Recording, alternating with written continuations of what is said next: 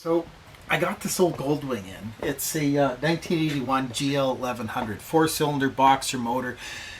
If people don't know about Goldwings, it's an all metal motorcycle. It's a good old fashioned metal motorcycle. Really tough old bike. There was a guy, Emilio Scott. He's from Brazil.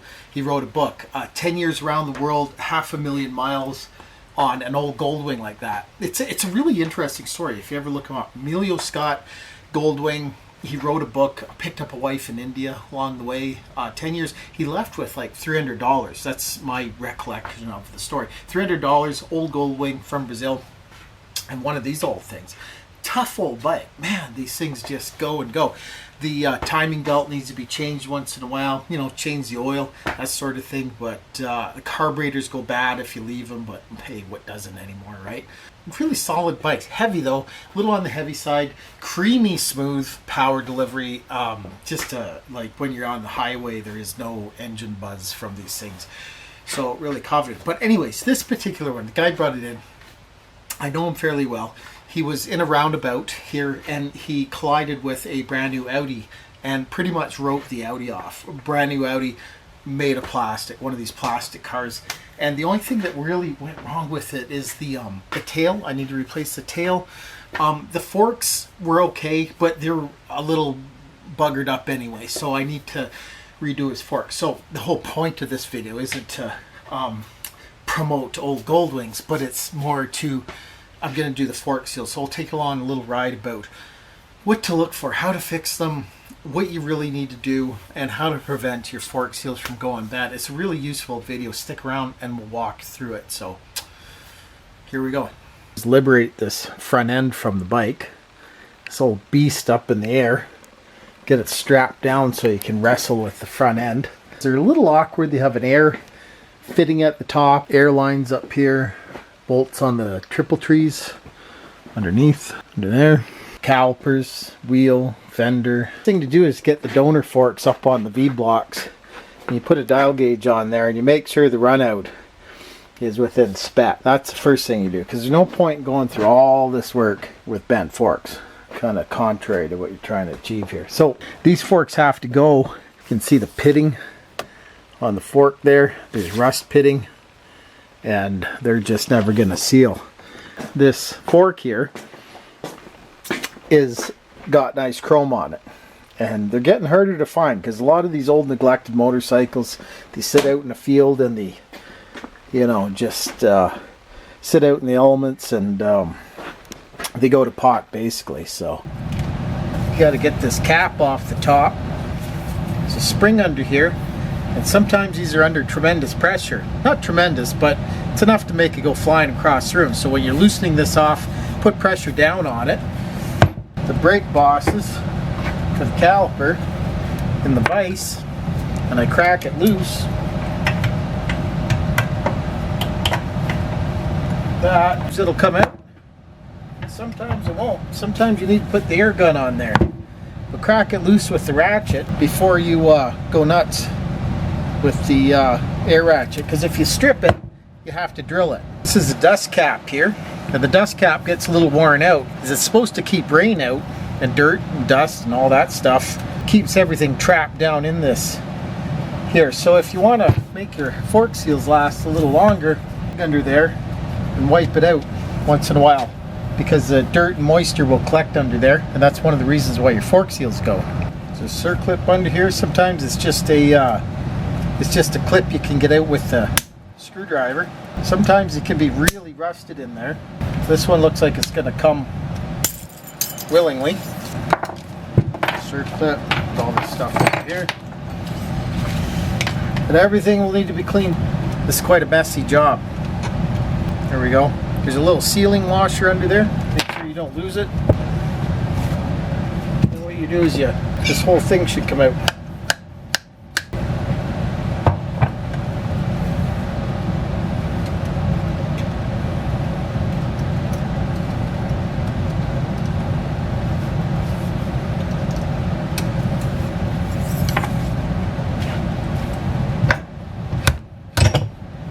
There we go. You got your seal here, retaining washer, you got your upper bushing, lower bushing, pretty grungy in there. Let that drain, needs to be totally cleaned.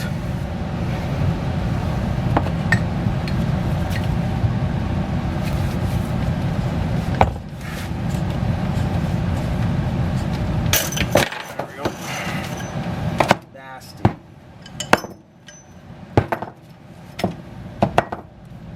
That's it. Do the other one. Put everything aside. Screwed.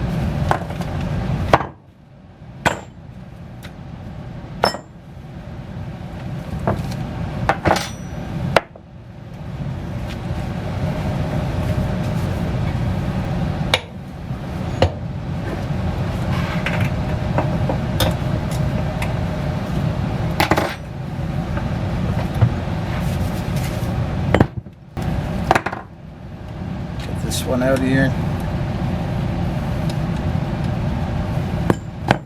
Should always wear gloves when you're doing this. The oil is pretty nasty. It's pretty messy. Use Varsol, stuff like that. Gets in through your skin, causes all kinds of health problems.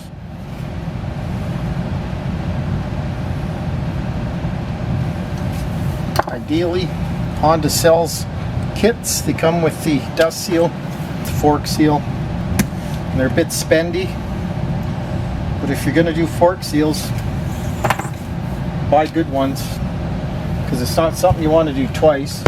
You need experience, I guess, but you know, there's so much BS taking them apart.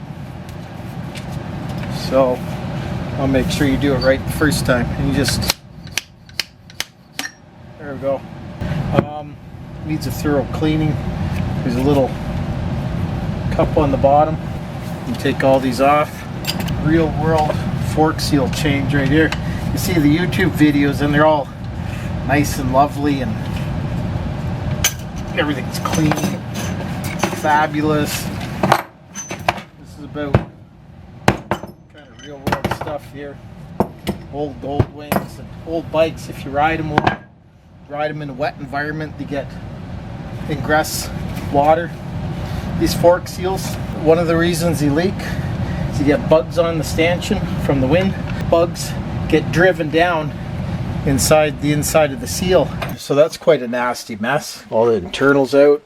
Everything needs a cleaning. Clean them once, twice, 3 times to get them just back to factory cleanliness before you put them all together. Forks have to be absolutely clean because there's no filtration system like your engine. There's no oil filter in there, and that's why they use a straight weight non-detergent oil, because then all the stuff settles to the bottom of the fork. That's why whenever you take a fork apart, like for instance these things, don't want to touch that without gloves, see all the goop on there? That's on the bottom of the fork. So everything settles to the bottom, and that's what it's supposed to do.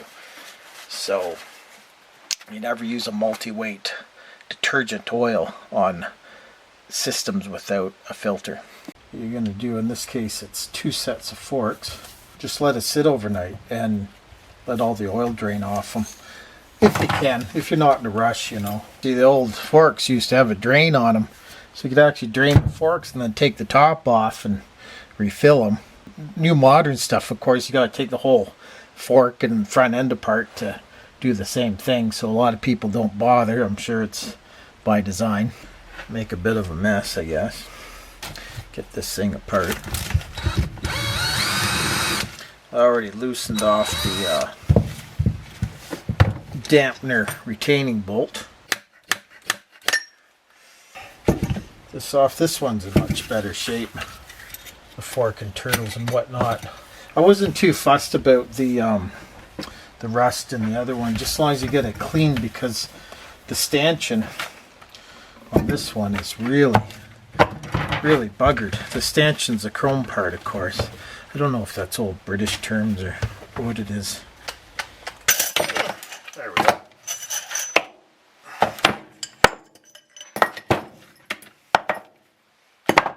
Just get everything apart. Don't worry about the mess. Clean up later. It's a messy job, especially the upside down forks. That's why the shops charge so much. The upside down forks are twice as much work. You know, less service friendly for sure. The cartridge style forks, which are the mainly upside down ones, work better. And they regulate the flow a little better, but how much is debatable. This one's absolutely stuck in there. Oh my god. Oh wow. Okay, struggle time. There we go. Got her out. There. That's out. And then same thing. Just smack it. Keep pulling it and it'll come out. There we go. Tip this upside down. Let it all drain. Man, this is nasty. Eh? Always wear gloves for this. This is another thing that makes fork seals leak. When you have bushings, they should be like that. They should be a nice gray color. Not like that. That's worn out. And see how it's worn on one side? That's probably because the fork's bent. I'm going to put it up on the V-blocks and confirm that. There we go. Now comes the dampener. Another dampener, another stanchion. And this one, I think, is the worst one. You can actually see the... Yeah, I see how nasty that is. That's right where the fork goes into the lower leg, and so that's why it was spurting oil everywhere. Well, not spurting, that's exaggeration, but not too much of exaggeration actually. The other thing that'll make a fork seal leak is when you get nicks in the chrome like this. You can see somebody, I think somebody's tried to, I don't know what, smooth it out with sandpaper maybe, I'm not sure. But you can see those little divots in there, those little rust divots. They will never seal, ever. Some people in the past have epoxied these little divots with, say, JB Weld and then smooth it out with 400 grit. Sometimes that works okay if you're in a pinch. Not recommended. That's not mentioned in the service manual. I'm just saying. So all this needs to be cleaned up. Then we're going to use the stanchions from the other fork, rebuild these. I got some new bushings for them, and I got, of course, new fork seals, OEM fork seals. You go through all this work, just buy the OEM fork seals. You screw around with this aftermarket crap. A lot of it's made in China, Taiwan, wherever, and it doesn't fit. It doesn't work right. The only other brand I found that works okay is Athena from Italy. And they make a lot of engine parts for Honda and whatnot. That's my understanding. I found those fork seals are pretty good. Athena. Maybe they got an affiliate program or something I can make a few bucks on. I don't know. Put her in the video. But yeah, Athena's good. But the OEM stuff, Yamaha, Kawasaki, Suzuki, Honda, and they're all interchangeable too. You can find out which size fits a Suzuki and put it in a Honda. But, you know, NOK seals, they're called NOK. I don't know what that means, but I think they're Japanese seals, and they're very good. They're excellent. If you dig in this lip, you'll find there's a spring under there, see? But you just twist the spring apart. It's hard to film by yourself. And then it turns into a long spring, and you just coil it back around. But you cut off this end, and you can just snip off a little bit, maybe half a centimeter or something if you're stuck on the road somewhere, you know, down in Mexico or somewhere, and you can't find the seals, Guatemala or some other place, man. You're on an ADV bike, you can actually take the seal ring apart and tighten her up, and that'll hold the lip. That'll right in the oil. It's hard to this is kind of hard to do without filming. So I don't know, I'm having a bit of a time with this, man. But yeah, anyway, so the seal goes in there, the spring goes in the seal, and you tighten up the lip. Anyways, that's the other reason why the seals go. The little spring just loses tension, that's all. The other thing is, when you get these seals apart, you know, sometimes you get a cut on the inside of the seal here. You get a little cut from bug or whatnot, and sometimes you can just put a plastic feeler gauge like thing in there and just scrape it around while it's on the bike, And you might actually get whatever's in there out of there that is holding the lip open and allowing oil to spew all over down to your caliper and wheel, etc. See this spring here? Oh, you see that? She's a little crooked. Big box of fork seals. Athena seals. They're pretty good. Made in Italy. Says right on it, made in Italy. So that's pretty cool. So we'll let this all sit overnight, drain. That's the gist of it. That's 2 fork sets all apart. So the first thing you should do, check for run out. 0.02 millimeters, I believe. And as you can see, this one, you don't need a dial gauge. It is bent. The bummer with this fork is that there was a fellow who was doing this as a side gig or full-time. I'm not too sure. He happened to have an old Goldwing. He was parting it out. I asked him if the forks were straight, and I don't know why I didn't follow my gut instinct, but I didn't, and so I got ripped off. There you go.